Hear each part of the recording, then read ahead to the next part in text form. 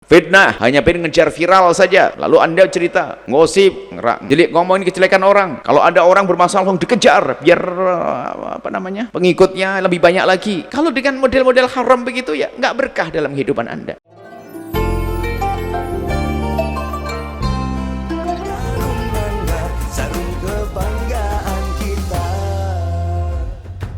Bangga bersarung mangga. Assalamualaikum warahmatullahi wabarakatuh, Buya. Assalamualaikum warahmatullahi wabarakatuh. Afan, Buya izin bertanya, bagaimana hukum penghasilan AdSense dari YouTube, khususnya jika dalam channel tersebut masih ada iklan yang tidak bisa kita kendalikan dan kadang muncul konten yang kurang sesuai syariat? Apakah tetap diperbolehkan atau ada ketentuan tertentu? Terima kasih, Buya. Wassalamualaikum warahmatullahi wabarakatuh. Penghasilan dari YouTube, para YouTuber misalnya,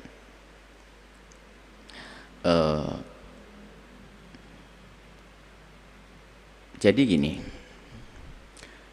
bicara tentang hukum ada halal haram, ada nanti yang kedua adalah masalah tingkat kewaraan, martabat lebih tinggi lagi. Ini babnya beda. Sekarang bicara tentang halal haram sesuai dengan petunjuk pembahasan fikih seperti apa. Jadi penghasilan dari YouTube itu adalah seseorang berkarya, kemudian setelah itu mendapatkan imbalan. Nggak ada istilah riba di dalamnya karena tidak ada transaksi riba, nggak ada.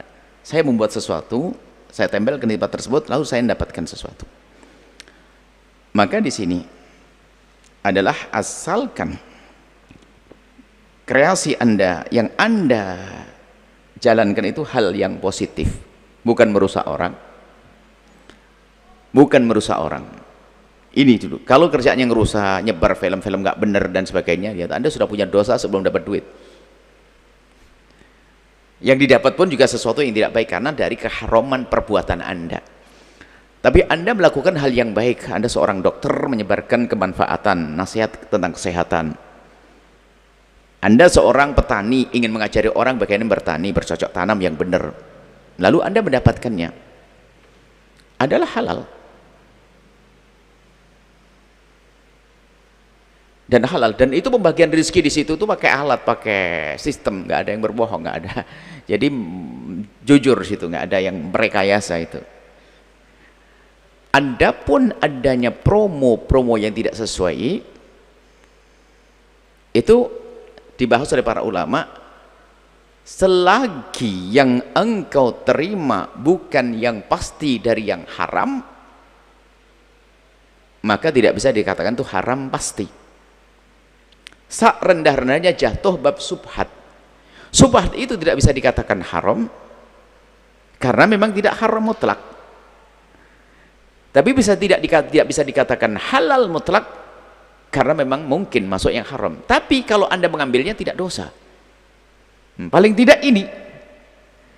Jadi ya bukan suatu yang haram. Banyak konten, banyak promo-promo yang nggak benar dan sebagainya. Tapi kan juga ada promo-promo yang baik. Sebenarnya kita menemukan ada promo bisnis yang baik, yang halal. Seperti hanya gaji dari pemerintah. Memang mungkin ada, kan ada perusahaan minuman keras dan sebagainya. Tapi kan juga ada penghasilan hasil bumi dan sebagainya, atau minyak dan sebagainya. Jadi gaji pemerintah, gaji negara tidak bisa kita katakan haram, biarpun katanya mungkin ada pabrik minuman keras dan sebagainya.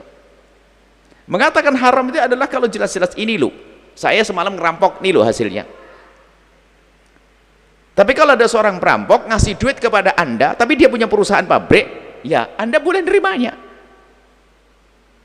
Seorang maling misalnya, dia punya peternakan, kaya dia, tapi kebetulan dia juga nyuri. Lalu Anda tahu dia pencuri. Ini saya bikin contoh ekstrim, bukan urusan YouTube, apalagi negara. Negara lebih santun dalam hal ini. Ada seorang, dia biasa nyolong ini, tapi dia punya kebun dan sebagainya. Kemudian setelah itu ngasih hadiah kepada Anda, beras dan sebagainya. Anda boleh menerimanya kok.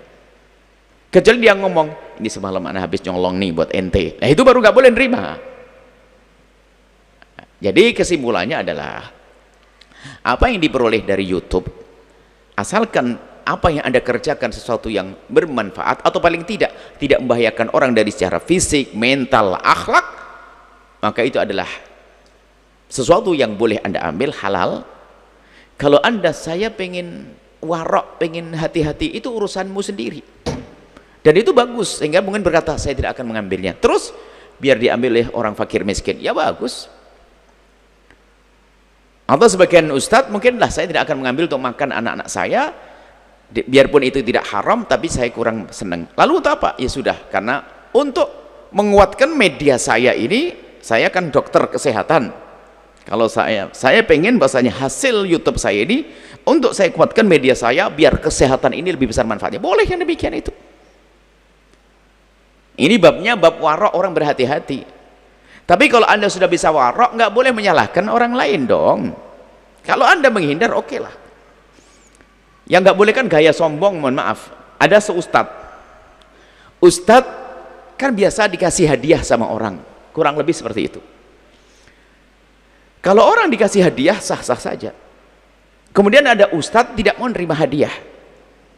Karena tidak mau memberatkan orang. Itu juga pilihan Anda. Yang nggak boleh Anda merasa sok, sudah Anda tidak menerima, lalu menyalahkan. Kenapa ente menerima? Loh kenapa? Yang Anda menghindar dari penghasilan YouTube, itu adalah mungkin Anda mengambil satu cara atau berhati-hati atau istilahnya warak, itu urusan Anda dan sebuah kebaikan buat Anda. Tapi di saat Anda menyalahkan yang lain jadi bermasalah. Kecuali itu tadi isinya atau kontennya, isinya adalah sesuatu yang merusak akhlak dan sebagainya, dari sini saja sudah dosa sebelum mendapatkan uangnya. Maka kami himbau kepada siapapun yang urusan dengan dunia per-YouTuban ini, pastikan yang Anda sebarkan bermanfaat. Apakah untuk pikiran, untuk hati, untuk agama, ini harus bermanfaat. Untuk mental, untuk akhlak, harus bermanfaat. Atau paling tidak berbahaya, hanya sekedar hal-hal yang wajar. Anda yang menyebarkan gambar bunga tentang ini, kan bicara manfaatnya apa kira-kira ini ya. Tapi kalau sudah nonton fitnah, hanya pengen ngejar viral saja, lalu Anda cerita ngosip, jelek, ngomongin kejelekan orang. Kalau ada orang bermasalah langsung dikejar biar apa namanya, pengikutnya lebih banyak lagi. Kalau dengan model-model haram begitu ya nggak berkah dalam kehidupan Anda. Kan ada dunia per-YouTuban ini kan masalah dunia kemasyhuran, semakin viral, dunia viral. Sehingga pengen adalah cari konten-konten yang bikin viral lah. Ini kadang-kadang kalap. Yang penting rame itu. Nah ini nggak bisa. Jika itu membahayakan, misalnya ada tentang kehormatan orang, nggak boleh saya memberitakannya. Urusan dengan fitnah, ya nggak boleh memberitakannya. Maka boleh Anda silakan. Bahkan sekarang harus berlomba. Dunia media ini Anda berlomba. Anda orang-orang baik. Kalau kami sebut orang baik bukan saja ustadz. Anda seorang dokter yang baik. Anda masuk dunia ini boleh Anda berikan informasi kesehatan yang benar. Anda seorang insinyur yang baik. Anda seorang petani yang baik. Boleh. Dan harus kita warnai ini. Kita warnai dengan yang positif. Maka di saat seperti itu Anda termasuk bagian orang yang memperjuangkan kemanusiaan. Saya tidak bicara tentang urusan agama saja. Segala yang bermanfaat untuk manusia boleh di situ. Jadi intinya penghasilannya boleh Anda manfaatkan. Asalkan kinerja Anda adalah sesuatu yang terpuji. Kalau perbuatan Anda tidak terpuji, di situ sudah dosa sebelum mendapatkan uang. Wallahu a'lam bishawab.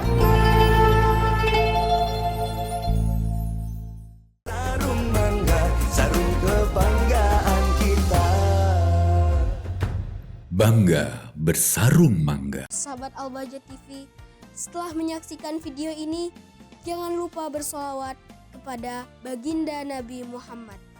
Shollu ala Nabi Muhammad. Allahumma sholli alaihi wa ala alihi wa sahbihi.